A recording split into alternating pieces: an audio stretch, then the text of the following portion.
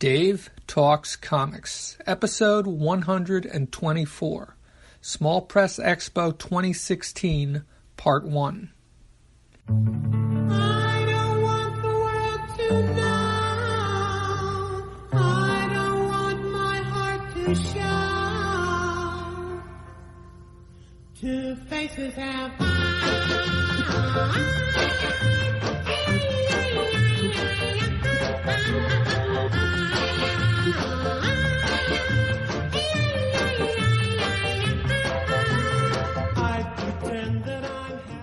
Welcome to Dave Talks Comics, the program where I talk about comic books, cartoons, and comic book conventions.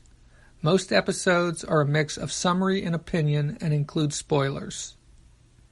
All past episodes can be streamed or downloaded from the program's website, davetalkscomics.com. In addition to the program's website, this podcast can also be found on iTunes, Stitcher, and Facebook. On this episode, I will be talking about the first day of the 2016 Small Press Expo, or SPX, in North Bethesda, Maryland, including what I bought, the panels I went to, and what I had to eat.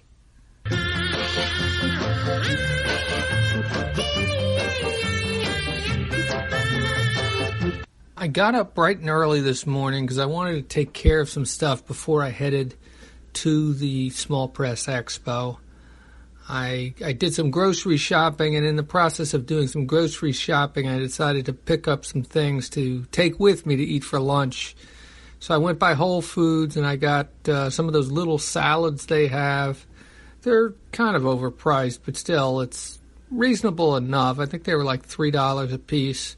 Got one with japchae, another one with coleslaw, another one with chicken salad.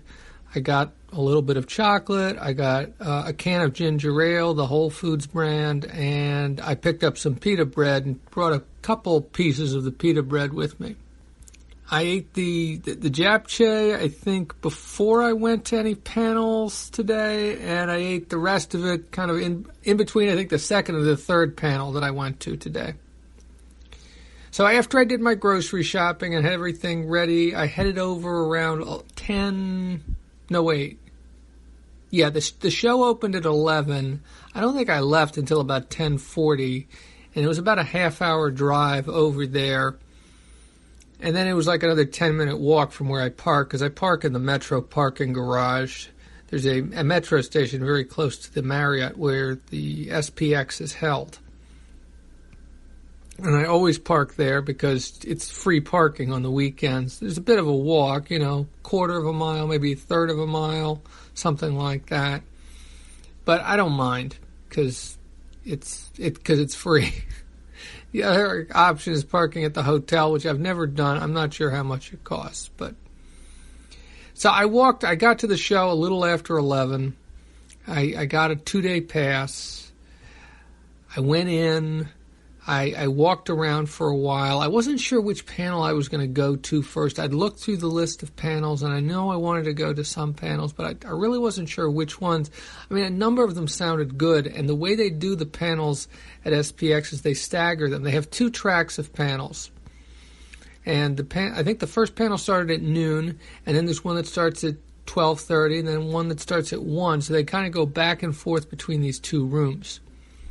And they're both relatively big rooms. I think one is bigger than the other, or just the way it's set up, it can hold more people than the other. One is kind of like a big ballroom, and the other one's an auditorium with seats that go up. Yeah, seats that go up, in other words, so it's not all on one level. So I walked around the showroom floor for a while. One of the places I stopped, not completely intentionally, but I stopped at this guy's table, and he picked up on the fact I was wearing it's my Galactus shirt. It's like I Galactus Planets or something like that, kind of like an I Heart something, like I Heart New York, except for it's got a picture of Galactus's head, except for it's not, it's kind of a rough picture. It's done I got it from the guy who does Diesel Sweeties. I think R. Stevens is his name. And I believe he's been to SPX before, but I don't think he's here this year. So the guy at this table, and I didn't get his name. I suppose I could look it up and figure out who he is. But he was like, oh, that's a nice shirt. And then he started going in and talking about how he'd just seen the original pages for the page where Galactus first shows up, and how Jack Kirby had something written in the margins, and it's very close to what Stan put in the dialogue. And so obviously Stan was ripping off Jack, and at the time I didn't really think too much of it, other than, I don't fall into the camp of people who believe that Stan was a thief. And Stan definitely took more credit than he deserved, and he didn't give as much credit to other people that he worked with, like Jack Kirby.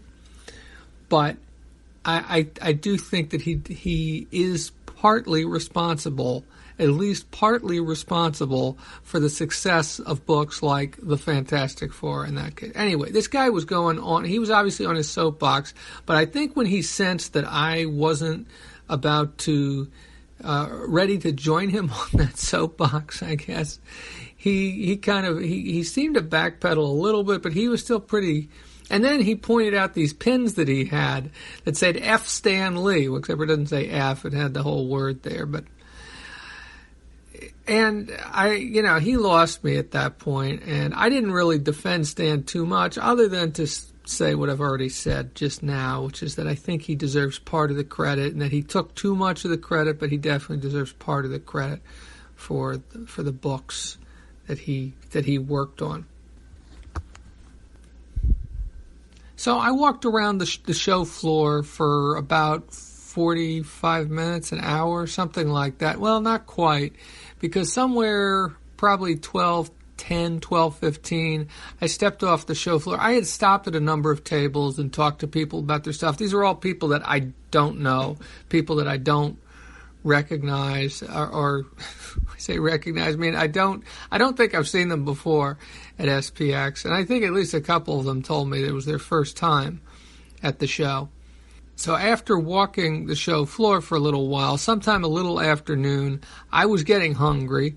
So I stepped outside. I stood at one of those standing tables and ate the japchae and I think a piece of chocolate and a bit of the pita bread.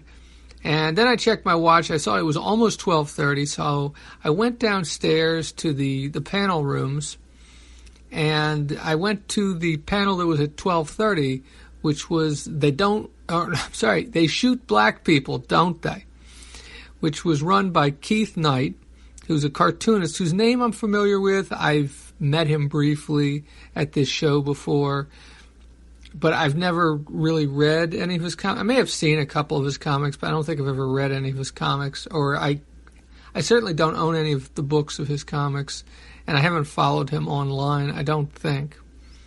But this was, it was just him, the panel, so there wasn't much in the way of back and forth. It was mostly a monologue, I guess, but he used his cartoons, his comic strips, it was basically a Black Lives Matter panel, as illustrated through his strips and narrated through his own commentary or thoughts. And he went through a lot of different strips. So sometimes he would stand there, he would show the strips on the screen, and he would read from the strips, and then he would talk about what the reactions to those, talk about some of the hate mail he got, he'd talk about why he thought they were important, and he didn't just talk about strips, he also talked about his past. He talked about getting started in cartooning, even before he became a professional cartoonist. He talked about in junior high how he illustrated the story of a food fight, when there had been a food fight in school, and kind of everybody had a different version of how it got started and what happened exactly. And so he decided to do this illustration of it, and he didn't have a copy of that to show us. But he talked about that as his first real instance, the first time that he really thought he'd like to do this for a living. But nothing really happened, or at least that's the impression I got, that nothing really happened until later in high school, when he had a teacher who let him do, for a book report, let him do an illustrated book report on Animal Farm, which I thought was interesting. And then finally in college he talked about, now this really stunned me a little bit, and maybe I don't come from a traditional background, but he talked about in college, when he was 20 years old, he had for the first time, he had a teacher who was African American, who was teaching American literature. And he told a little story about that. And that kind of stunned me, because I honestly had to think back, when's the first time I was in a class with an African American teacher? And of course, back then I would have said black, not African American, and I still sometimes say black instead of African American. And I think the first time, I think it was junior high school, was ninth grade to be specific, was the first time I had an African American teacher. I might be incorrect in that, but I'm pretty sure that's the first time. I think that's the first time I had an African American. And honestly, the fact that I had to think about it, it's not something that really struck me at the time. But I think half of my teachers that year in ninth grade, and for the rest, that was the year I started in public schools, in the DC public school system. And I'm pretty sure I had teachers throughout the rest of my school years, 12th grade, 11th. Yes, I'm positive I had at least one or two teachers every year after that, through the rest of my school years, who were African American. But it just stunned me a little bit that his first encounter, his first time he had an African American teacher, because he is African American, in case I didn't make that clear, and I probably didn't, that it was in college. That kind of surprised me. And so he went through lots of cartoons, and one of the things that he said that he was trying to achieve with this was to promote the awkward talk. That this isn't an easy subject to talk about. The fact that African American men in particular are treated very differently from white people, white men in particular. And what he's trying to do with his cartoons is promote this. He showed us a strip which didn't have anything to do with Black Lives Matter or with the issues of police violence against African American men, but about don't ask, don't tell, which was the policy in the military, and was the policy in the military, started back when I was in the military in the early 90s. And so he had a series of strips there about that, and he went through those, and he talked about some of the reactions he got from people both in the military and outside of the military, and the fact that it wasn't too long after this strip ran, and apparently this strip got a lot of attention, but once again, I was oblivious to it, but it was less than a year after that President Obama repealed the don't ask, don't tell policy. In addition to using examples from his strips, which of course are his reactions to things in the news, he also talked about a personal incident when he was stopped by the police, and this was probably, I don't remember exactly what year it was, but I believe it was the late 90s when this happened. So this would have been about 20 years ago, maybe a little less than 20 years ago, when he was stopped because the police were looking for somebody who was black and was the same height as him, and those were the only descriptors that they had. That was the profile of the person they were looking for, and he just happened to be in the area. And he was on his way to work. Actually, what he said he was doing, he was putting up posters or flyers for his band. And that's when he got stopped.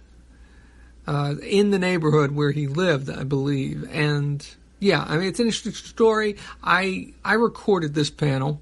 Of course, I only got the audio, not the video, but the story is on there, and I think it's a good story, and it illustrates an important point.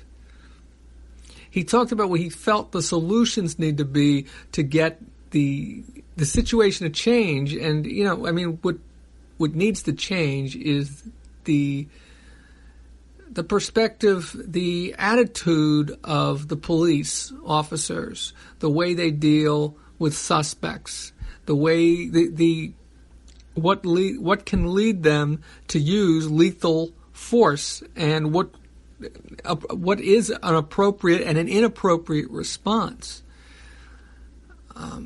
And he outlined three things that he felt were important, and one was that he felt the settlement should be paid out of police pension fund. And the reason for that is that if the policemen who are committing these, what should be ruled as crimes, who are murdering and maiming black men for reasons for reasons that don't warrant the level of force that is being used, in order to change the way they act, they need to feel it. And if the government is paying, if the police department gets sued and the government's the one that's paying it, it's coming out of the taxpayers' pockets. It's not coming out of the police officers' pockets.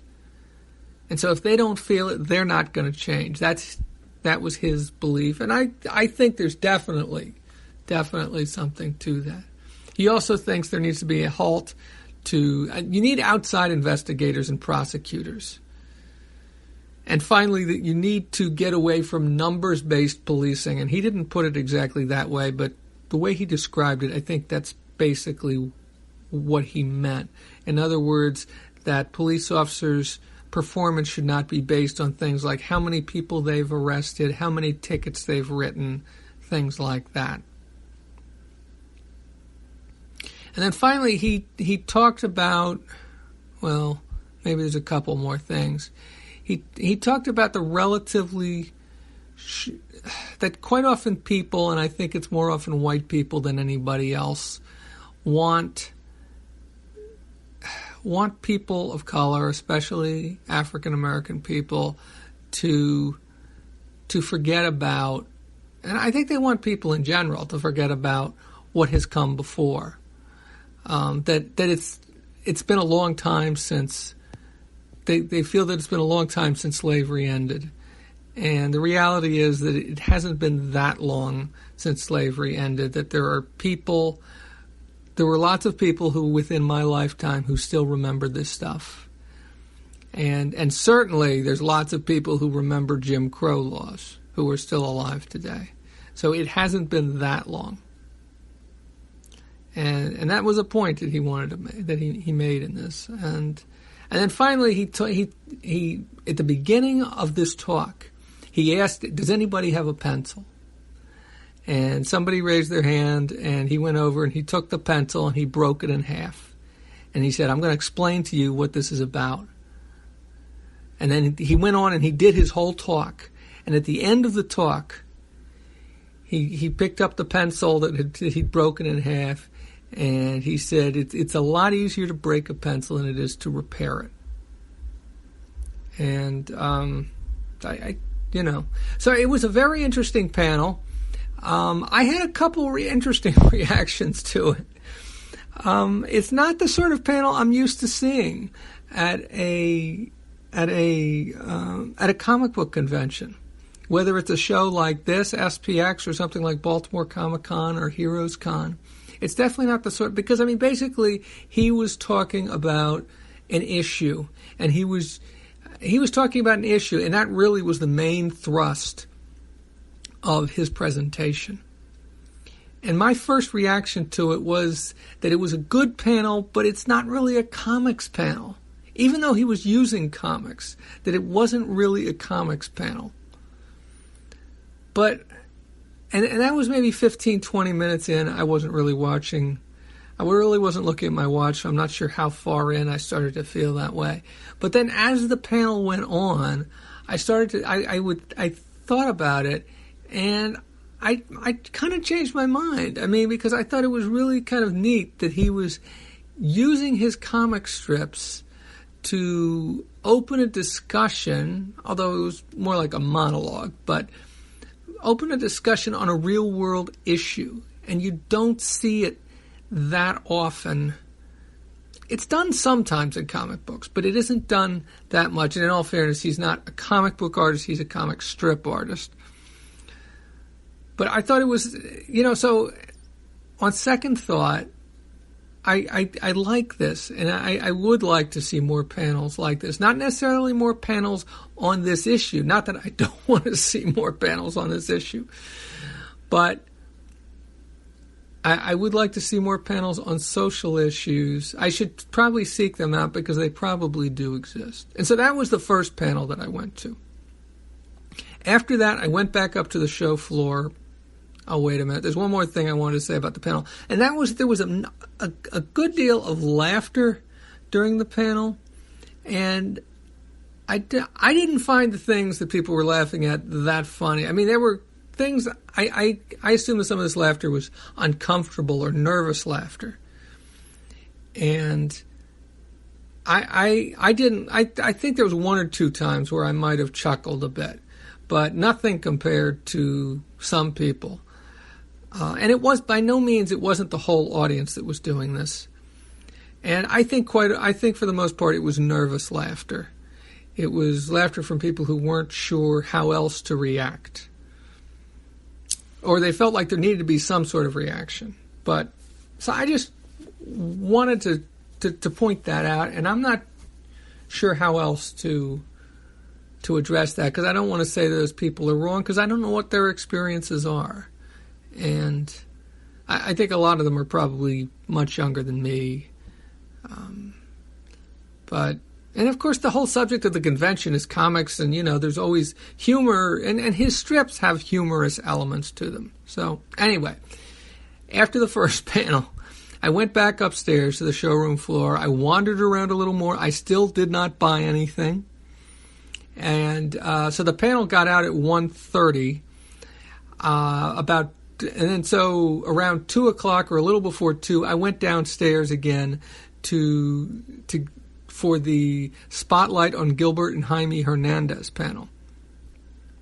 Now, there was a very long line to get into this panel, and last year I passed on one panel because the line was so long. This year I decided I wanted to see the panel. This is not the first time that I've seen Jaime Hernandez. He was at Appleseed Con back in 2015, and I went to the panel that he did with Wendy Freeman of the Double Page Spread podcast.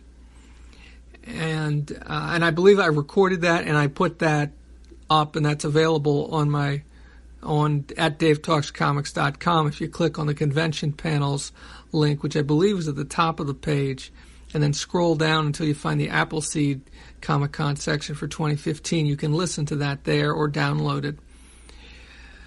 But this was different, because this was not just Jaime, but also Gilbert, his brother, or Beto, as he's known.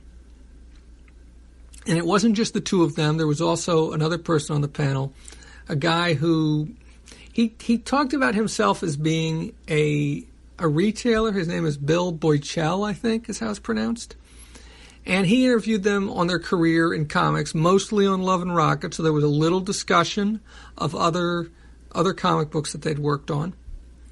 And so I'm going to talk about some of the questions that he asked them, because that's basically what it was. It was basically a Q&A. At first, it seemed like Beto was doing a lot more talking than Jaime was, but I think that kind of changed. It didn't completely reverse, but I think Jaime did more talking as they got further into the panel. So he asked them about how they wound up at Fantagraphics, and they talked about meeting Gary Groth at early conventions in California, because they're of course brothers, and they're from the Los Angeles area. They talked about, he asked them about how they planned out were their comics, Love and Rockets, in terms of an agenda to change comics, because one of the things that Beto talked about, and he really liked to bring this up, was that in his opinion, the comics at the time, and this is the mid to late 70s, when they started Love and Rockets, the comics at the time sucked, I think was the way he put it. And once again, I taped this panel, so I will be putting it up eventually. And you can hear him in his own words talk about it. There was a number of other questions about it. How did Love and Rockets, the magazine format of the book, evolve or come to be what it was? He asked them about working with Dark Horse and DC Vertigo, and that specifically was for Beto, because I don't believe Jaime has done anything other than some covers or maybe pinups for major publishers, or really for much of anyone. I think almost all of his sequential work is his Love and Rockets work. I'm by no means an expert on the brothers Hernandez and Love and Rockets and their work, but I believe that's what I gathered from this panel. And I have seen some of Beto's work.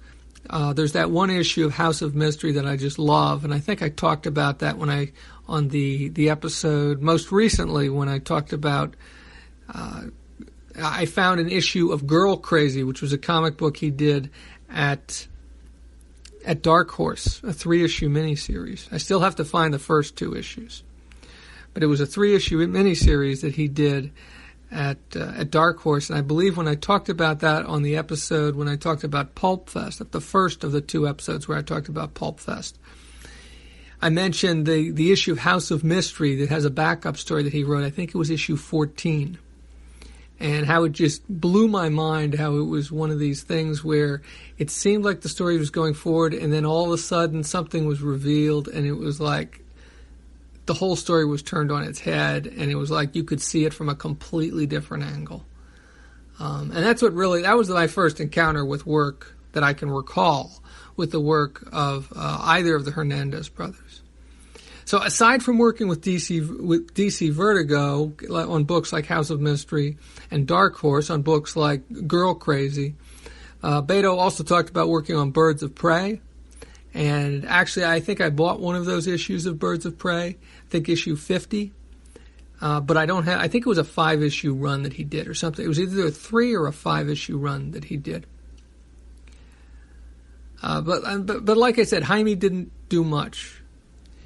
They got a question about, the moderator asked them about working with, collaborating with others, and I believe it was Beto talked about working with Darwin Cook.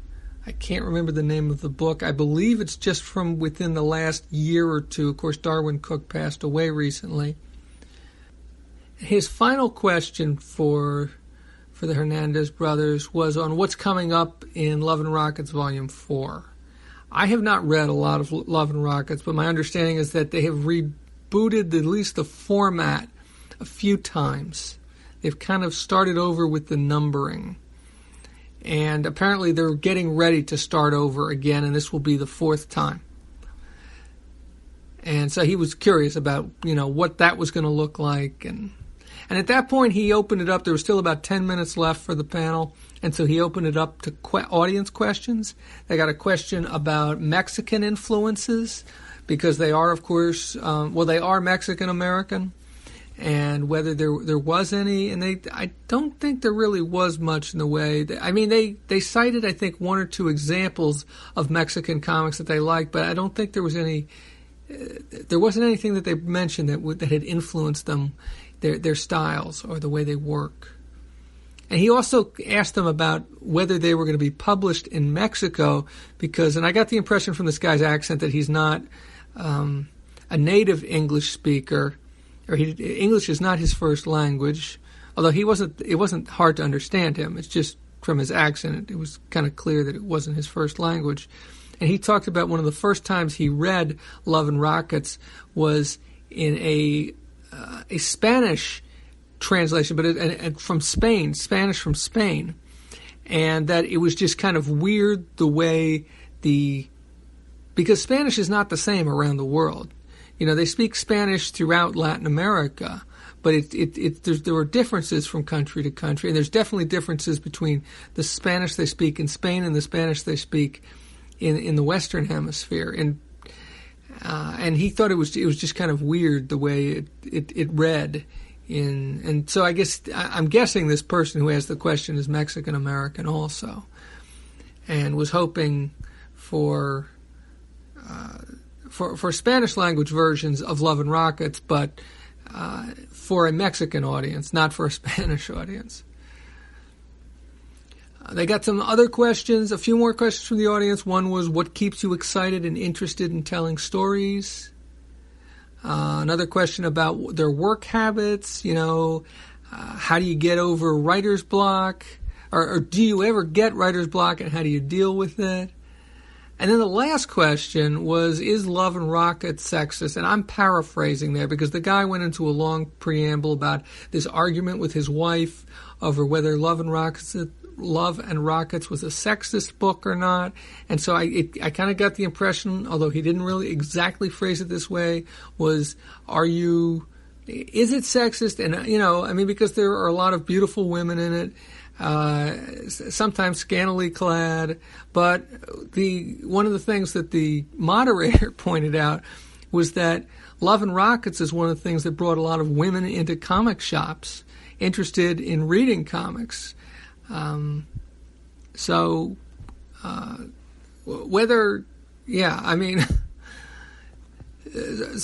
don't know if that question was resolved or not, but you can listen to the my recording of the panel once I put it up. And that was basically it. I stopped a couple times today at the Love and Rockets, at the Fantagraphics table, and looked at the collections of Love and Rockets. I have just the one, Maggie the Mechanic, which is the collection of the earliest work of Jaime Hernandez. I wanted to buy the second one that he did, which I believe is called The Girl from Hoppers, but they didn't have it at the show. So they had the third one, and I thought about buying that one, and I flipped through it, and I looked at it. I think that's Perla la Loca. And then I also thought about buying the first of the Bedo's books, which is called Heartbreak Soup, which I think I'm going to end up buying that tomorrow. I kind of went back to the table and I was going to get it, but I think the table was too crowded or something like that, and I was, still moving around, and so I decided not to get it. But this was a great panel. It was very different from the panel that I saw with just Jaime back in 2015, which is available on my website, and so it may have been my favorite panel of the day. So after this, I walked around some more. I finally bought some stuff. Oh yeah, I ate the rest of my food, and I finally bought some stuff. I stopped at Joey Weiser's table and bought a mini comic called Tales of Unusual Circumstances. And after buying it, I got this horrible feeling like I might have bought this from him at Heroes Con earlier this year. I certainly remember seeing it then. I'm not sure. I'm going to have to look back. But I talked to him about that. I talked to him about Merman a little bit. I stopped at it. There was a table that I had stopped at earlier. I went back to. The creator's name is E. Baird. It was a woman. And she had a bunch of comics, mini comics, which are set in a Western setting. I have not read them yet. She had 5 of them for sale, and it was $20 for all 5. I decided just to get one. She said they are done in ones. They all stand alone. Although there's characters that show up in more than one book. So I bought one called Bury the Past. And I haven't, I've flipped through it, but I haven't really read it at this point. And another table that I stopped at where I decided to buy something was an artist by the name of Chris Baldie, who I'm guessing comes from maybe Ireland. I'm not sure. It might be the UK. I'm not sure. Based on his accent. But he works on a book called Space Captain, and I had stopped there earlier in the day and talked to him about that. He had 3 issues available for sale. They were $5 each, or all 3 for $14. So I decided to get all 3. He said there's going to be 3 more issues in this story, although they're not getting them out in very quickly. So it might be a couple years, 2 or 3 years before they get them. Although is that the one? That might be the series where, I know there's somebody I talked to who said the next issue would be out later this year, and maybe that was the series. I'm not sure. But it's about some guy, it's a science fiction story. Guy wakes up on another planet and can't figure out how he got there or what's going on. And there are aliens in it. And once again, I have not read it. I've only flipped through it quickly. But I'm definitely going to read this. I really want to read this, even though I have a bad history of buying things at conventions and then putting them in a box or on a shelf and forgetting about them. And some of them get read and some of them don't. Hopefully this will be one that I do read and in the not too distant future. I've read almost everything that I bought last year at the Small Press Expo, I believe. So I walked around some more. I almost bought a copy of Nimona, which was a webcomic by Noelle Stevenson, which I read part of when it was a webcomic. I believe it's been taken down, but it's been published. I can't remember who published it. I want to say it was Oni, but I might be wrong on that. It might be somebody else. But she was there, and she had her book, that, and the other book that she's working on now, because Nimona, I believe, is complete. It's just a one-volume collection of the comic strip, which is about Nimona is a sidekick to a supervillain, and she's a shape changer. And I enjoyed what I read of the comic strip, although I never read. I don't know if I might have read the very beginning, but I don't think I ever read it all the way through up to whatever point I stopped reading it. But I think I'm going to get that on Comixology. That's what I'm going to do. It was only $15 and she was signing them. I don't think she was charging anything extra for signatures.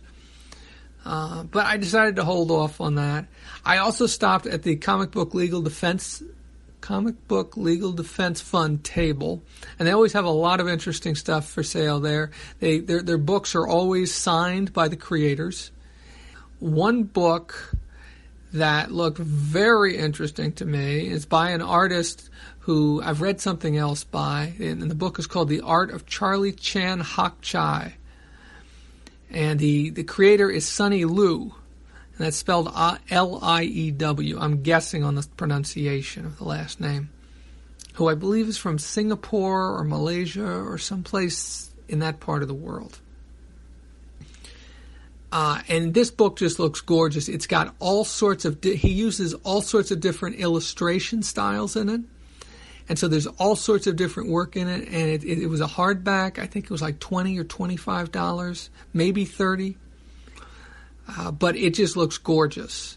And it's the sort of thing I just can't imagine having in a digital format. I just don't think it would work in a digital format. It's the sort of thing that I need to buy. To have the physical copy of. So I just took a picture of the cover so I would have it, so I know what I'm looking for. I might go back and buy it tomorrow.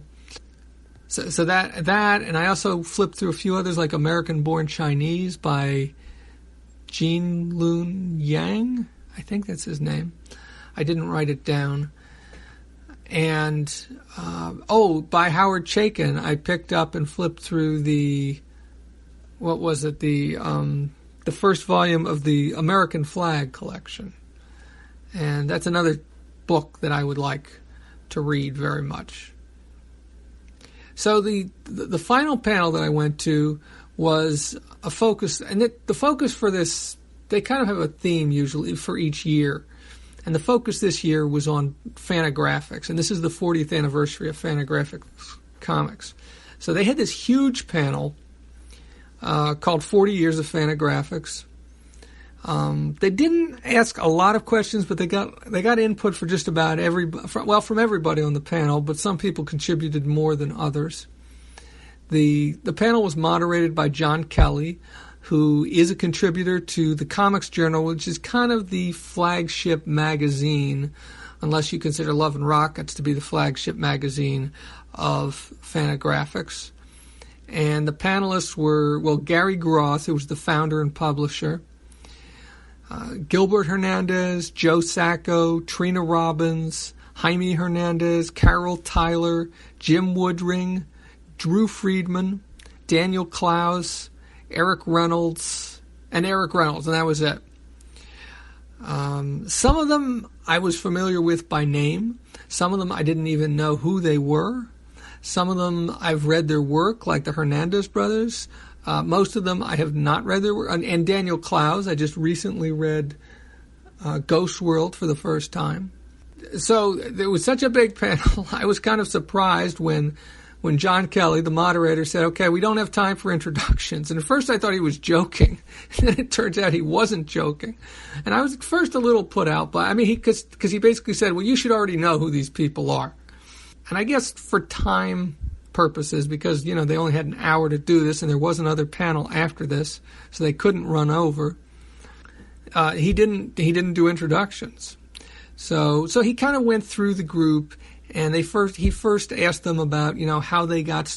Well, first he went to Gary Groth, and he asked him about, how the Comics Journal came to be, and how he got involved in the Comics Journal, and what his, where he came from, and he's from the Washington D.C. area. I might have known that before. It sounds vaguely familiar. But of course, these days, and for quite a while, Fantagraphics has been based on the West Coast. So he talked about taking over the Comics Journal because Fantagraphics was not the original publisher of the Comics Journal. They took over with the 27th issue. And he talked about some of his failed attempts at other business ventures like a rock and roll convention in the D.C. area. And then it kind of moved on. Trina Robbins talked a little bit.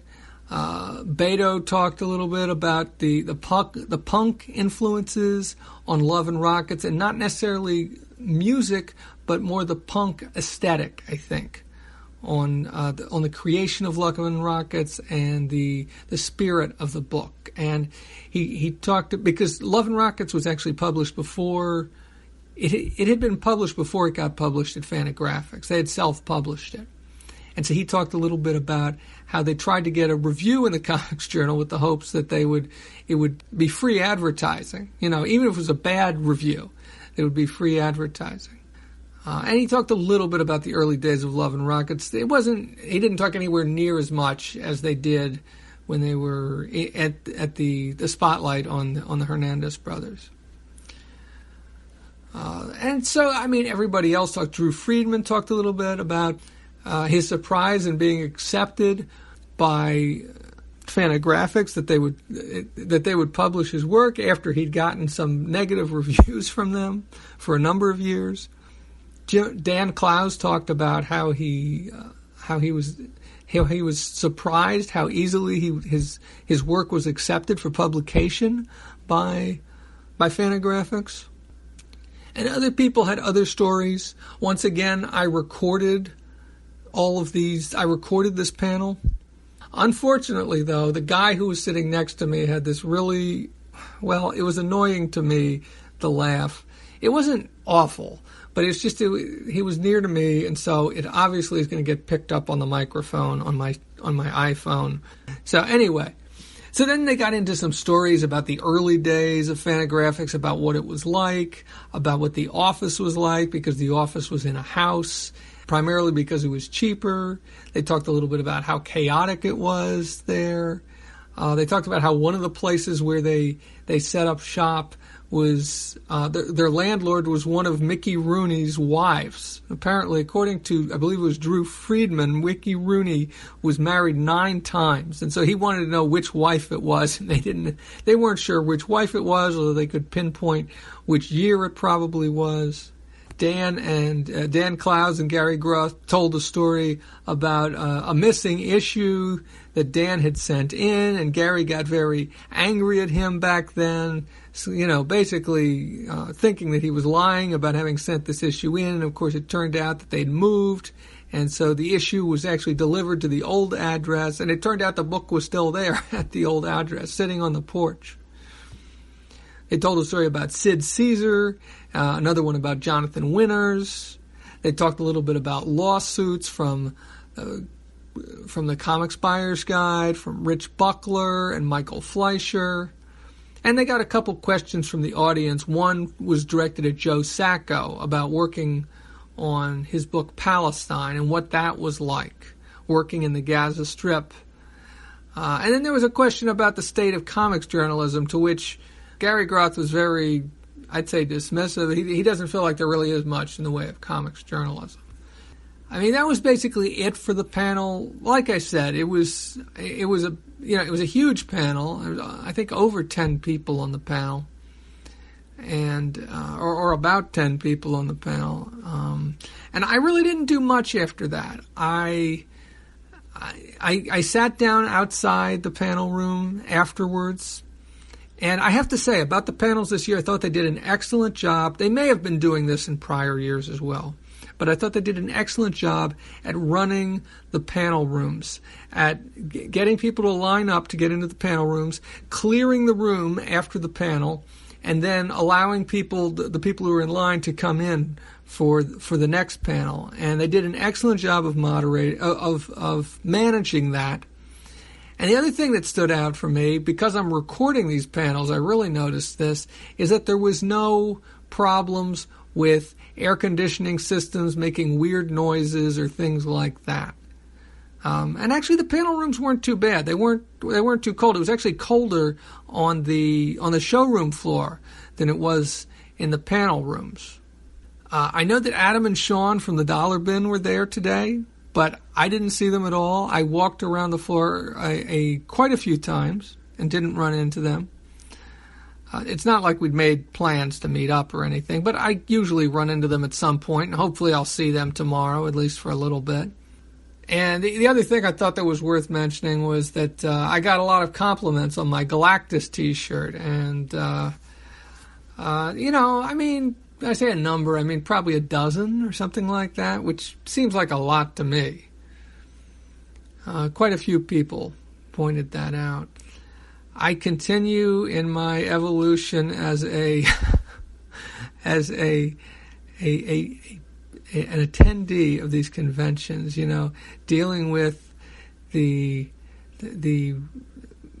creators who are trying to get your attention and trying to get you to buy something. And it's only now that I'm getting used to this, this gaze that you get from creators, who are behind a table.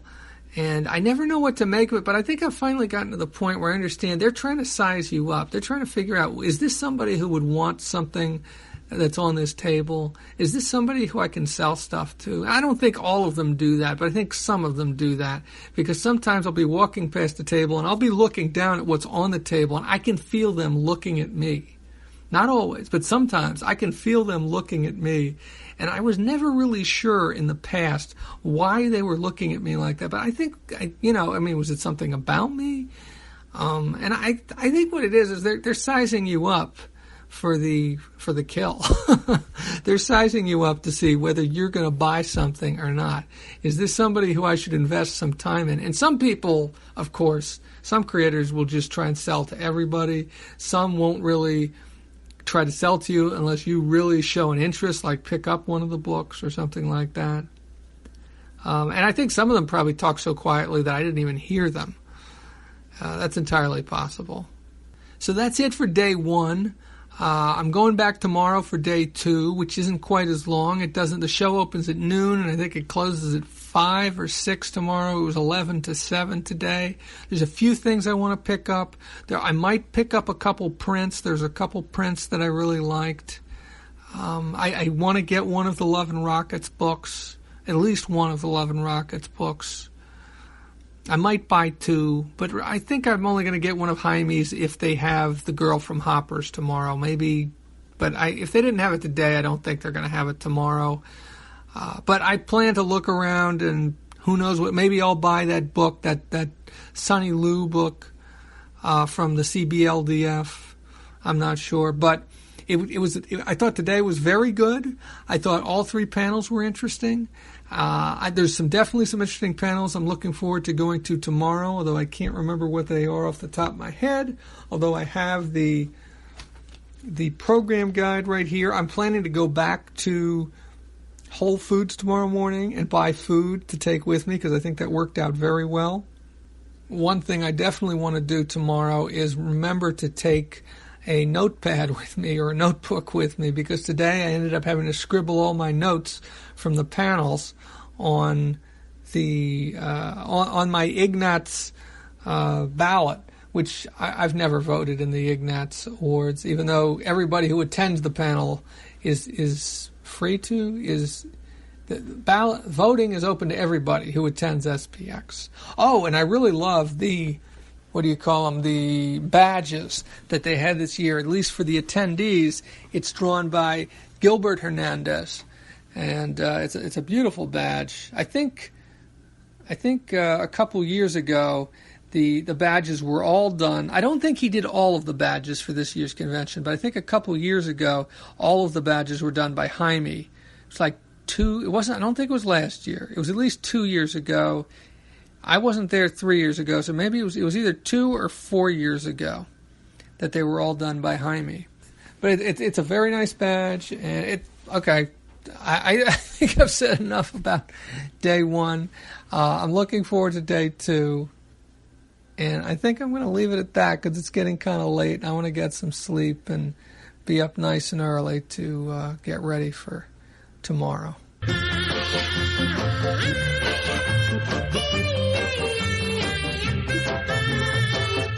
I have just a few updates or corrections to things I said before. The first is the book that Darwin Cook and Gilbert Hernandez collaborated on is called The Twilight Children. That's the first thing. The second thing was the creator who I talked to who worked on Space Captain, the artist from Space Captain, from whom I bought the first 3 books. His name is Chris Baldie. I said that before, but I wasn't sure where he was from. I looked up the Kickstarter campaign that they had for the first 3 issues. Actually, I think it was an individual campaign for each issue, and it originates out of the UK. And according to the Kickstarter page, he is from Glasgow, Scotland. The other independent comic book that I bought is called Bury the Past, and it's part of a series called Altered Frontier, Bury the Past, and you can find that if you Google Altered Frontier, Altered Frontier, Bury the Past, and it's actually the entire comic book is available online for free, and she has a number of other comic books online as well, and her first initial is E and her last name is Baird, and there are a number of websites where she has her stuff posted, fox-soap.com, and also altered-frontier.tumblr.com will get you to the webcomic.